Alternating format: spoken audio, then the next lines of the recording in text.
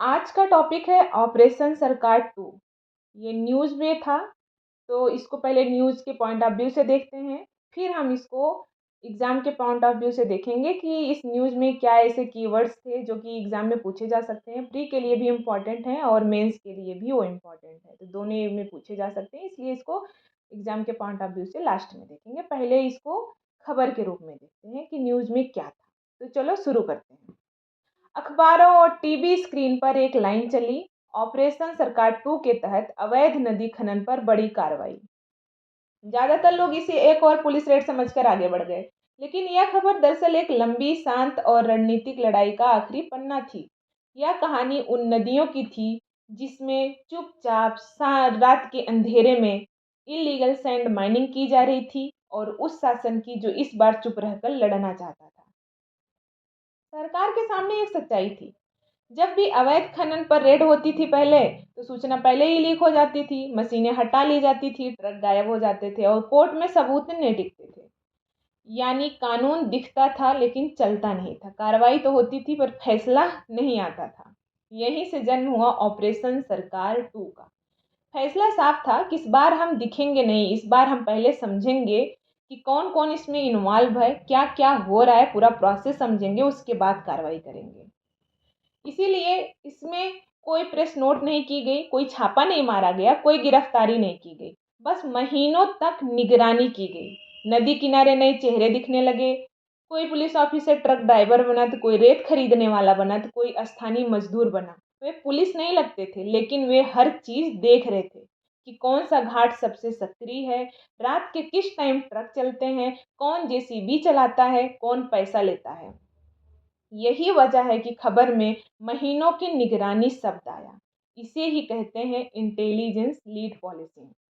इस कीवर्ड को हम लास्ट में समझाएंगे। इस बार अधिकारी वर्दी में नहीं थे, वे सिस्टम का हिस्सा बन चुके थे। वे सुन रहे थे कि माफियाओं की बातचीत, बिचौलियों की डील और संरक्षण कौन दे रहा है उसके बारे में।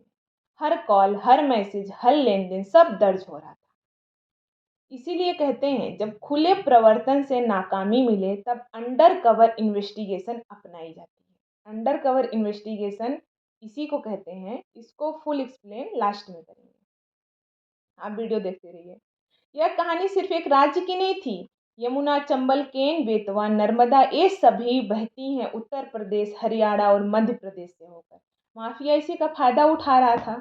खनन एक राज्य में करता था तो बिक्री दूसरे राज्य में करता था, और जिम्मेदारी हवा में रहती थी। और एक चीज का फायदा और उठा रहा था, वो कोऑपरेटिव फेडरलिज्म, सहकारी संघवाद का। इसीलिए वो पकड़ा नहीं जा रहा था। अब हम समझेंगे कि सहकारी संघवाद क्या है लास्ट में। सरकार समझ चुकी थी जब तक पैसे की धारा नहीं रोकी जाएगी, खनन रुकेगा नहीं। इसलिए ऑपरेशन सरकार 2 में ध्यान ट्रक पर नहीं, मनी ट्रेल पर किया गया कि किस खाते में पैसा जा रहा है, कैसे कमीशन खाया जा रहा है, कौन इसको संरक्षण दे रहा है।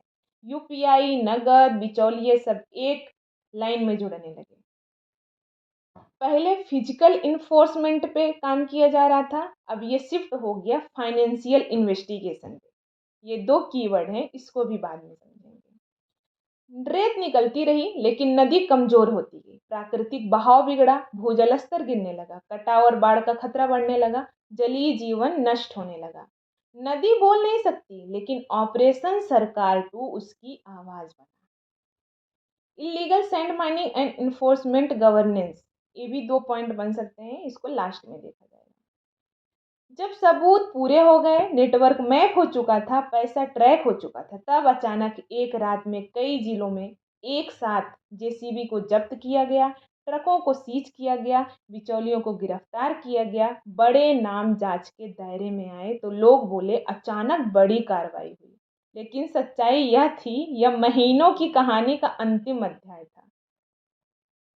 ऑपरेशन सरकार 2 सिर्फ एक न्यूज नहीं, यह कहानी है धैर्य की, रणनीति की और शासन की वापसी की। नदी किसी माफिया की नहीं, यह देश की धरोहर है। हम सबको देश की धरोहर को बचा कर रखना चाहिए। अब चलो समझते हैं एग्जाम के पॉइंट ऑफ व्यू से कौन से इंपॉर्टेंट कीवर्ड थे इस पूरे न्यूज में। पहला कीवर्ड आप देख सकते हो, सहकारी संघवाद। इसके ऊपर एक सवाल बन सकता है कि सहकारी संघवाद क्या है। तो पहले इसको समझते हैं। केंद्र और राज्य सरकारों का आपसी सहयोग, समन्वय और साझेदारी ताकि देश का साझा मुद्दा जैसे नदियां, पर्यावरण, आंतरिक सुरक्षा, अर्थव्यवस्था को मिलकर सुलझाया जा सके। यह कौन ज्यादा ताकतवर की लड़ाई नहीं होती, बल्कि मिलकर समस्या हल करने की सोच होती है। कोऑपरेटिव फेडरलिज्म, सहकारी संघवाद। जैसे एक एग्जाम्पल दे सकते हो आप अपने आंसर राइटिंग में कि भारत में नदियां किसी एक राज्य की नहीं होती। यमुना बहती है उत्तर प्रदेश से, हरियाणा से और आगे जाकर कई राज्यों को जोड़ती है। अब सोचिए, अगर अवैध खनन उत्तर प्रदेश में हो रहा है, रेत हरियाणा में बिक रहा है, तो क्या सिर्फ एक राज्य की पुलिस इसे रोक सकती है? तो जवाब है नहीं। यहीं से सहकारी संघवाद की जरूरत पैदा होती है। अब हम बात करते हैं कि दूसरे प्रश्न कौन सा बन सकता है। दूसरा प्रश्न ये हो सकता है कि फिजिकल इन्फोर्समेंट क्या होता है और फाइनेंशियल इन्वेस्टिगेशन में क्या अंतर है। पहले फिजिकल इन्फोर्समेंट को समझते हैं कि पहले अपराध को रोकने पर जोर दिया जाता था, ट्रक पकड़ा जाता था, मशीनें जब्त की जाती थी और मौके पर रेड किया जाता था। बट फाइनेंशियल इन्वेस्टिगेशन में पैसे के स्रोत, लेन देन और लाभार्थियों तक पहुंचने पर जोर दिया जाता है। यानी सिर्फ अपराध को पकड़ना नहीं, अपराध से कमाए गए पैसों को पकड़ना है। मान लीजिए नदी में अवैध खनन चल रहा है, पुलिस रेड करती है, जेसीबी जब्त होती है, ट्रक पकड़ा जाता है, ड्राइवर गिरफ्तार होता है, लेकिन कुछ दिनों में इनकी जमानत हो जाती है, नई मशीनें खरीद ली जाती हैं, नया ड्राइवर आ जाता है, असली माफिया सुरक्षित रहता है। इसे कहते हैं फिजिकल इन्फोर्समेंट। अब जांच ऐसे होती है, पैसा कहाँ से आया, किसने निवेश किया, किसे कमीशन मिला, कौन सा लक्षण दे रहा है, मतलब यूपीआई, बैंक अकाउंट, नगद लेन देन सब ट्रैक किया जाता है। जब पैसा पकड़ा जाता है तो पूरा नेटवर्क हिल जाता है। इसे ही कहते हैं फाइनेंशियल इन्वेस्टिगेशन। अब चलते हैं हम तीसरे प्रश्न की तरफ। यहाँ पे ये है कि illegal sand mining and environmental governance क्या है। पहले समझते हैं कि इलीगल सैंड माइनिंग क्या है। जैसे नदी बह रही है, वह सिर्फ पानी नहीं लाती, वह मिट्टी, जीवन, खेती, भविष्य सब लेके आती है। लेकिन जब रात के अंधेरे में नदी में अंधाधुंध रेत निकाली जाती है नदी से, तो नदी दिखती तो है पर अंदर से खोखली हो जाती है। यही है इलीगल सैंड माइनिंग। बिना अनुमति, तय सीमा से ज़्यादा या नियमों के खिलाफ रेत निकालना ही इलीगल सैंड माइनिंग है। इन्वायरमेंट गवर्नेंस क्या है, पर्यावरणीय शासन क्या है। सरकार, कानून, संस्थाएं और नीतियां जो प्राकृतिक संसाधनों की रक्षा करती हैं, संतुलित उपयोग और भविष्य की सुरक्षा सुनिश्चित करती हैं। जब अवैध रेत खनन बढ़ता है तो पर्यावरणीय शासन कमजोर पड़ जाती है। इसीलिए पर्यावरणीय शासन की सुरक्षा करने के लिए ही आगे आती है सरकार। इसे ही कहते हैं पर्यावरणीय शासन। अब हम चौथा क्वेश्चन देख सकते हैं। फोर्थ नंबर का क्वेश्चन क्या हो सकता है कि इंटेलिजेंस लीड पॉलिसिंग क्या होती है। इसका मतलब है एक अपराध होने के बाद दौड़ने की बजाय अपराध होने से पहले जानकारी के आधार पर रणनीतिक कार्रवाई करना। यानी सिर्फ पुलिस बल का इस्तेमाल नहीं करेगी, सूचना विश्लेषण और रणनीति का इस्तेमाल भी करेगी। एक एग्जाम्पल देते हैं कि पहले पुलिस कैसे काम करती थी।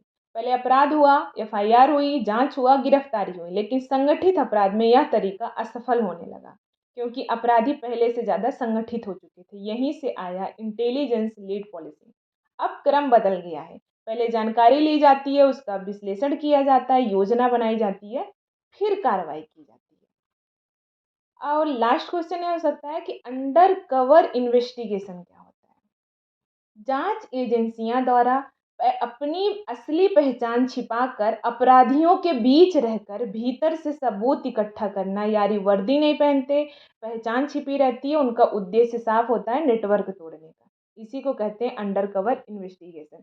मान लीजिए नदी में अवैध खनन चल रहा है, अगर पुलिस वर्दी जाएगी तो खबरें फैल जाएंगी, मशीनें हट जाएंगी और कोई सबूत नहीं मिलेगा। तो इसलिए अधिकारी कोई ट्रक ड्राइवर बन के गया, तो कोई रेत खरीदने वाला बन के गया, तो कोई गांव का मजदूर बन के गया।